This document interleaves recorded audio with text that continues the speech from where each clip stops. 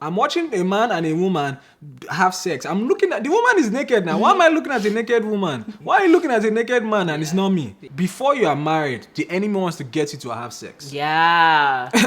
The enemy wants to do whatever he can to get you to have sex. After you get married, he wants to do everything he can for you not to have sex. Right. Perfect. That's a very, very important question. Great question. That's a very great question, and the answer to that is no. And the reason why it's no is because pornography is a perverse idea or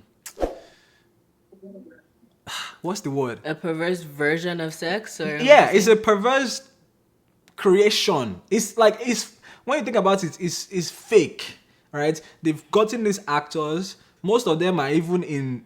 Most of them are in slavery. like sex slaves. And They are sex slaves. Most of them like that. See, for me, when God was delivering me from pornography, that was one of the things that helped me a lot. Finding out that some of these people that you are watching are sex slaves. They literally kidnap them and then turn them into these things. Right? Pornography in itself is demonic because you have these people that are doing these things that explain what that means. I feel like that word demonic Okay.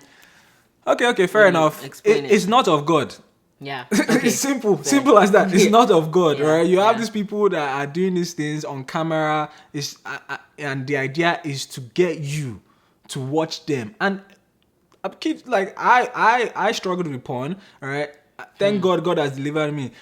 Most of the things you see there, they're not even realistic. It warps your expectation. Like your mind is just jacked up. What it costs, the effects of it are so much more damaging than helpful, right? As opposed to entering a marriage and learning with your spouse, learning each other, you have an expectation based on something that's not even realistic. It's not even real. That's probably not real, not realistic. And then I also think of like, what's the intent of porn? Like I would love to talk to the person that created it and be like, what was your intent? But from what I can gather, I mean, it and even if you think about it, porn it tends to be watched in private, in secret, in darkness. Like all the things that are connected to it are hush hush, right? It's not something that you will. I mean, these days anything goes. Though some will proudly say, I you know.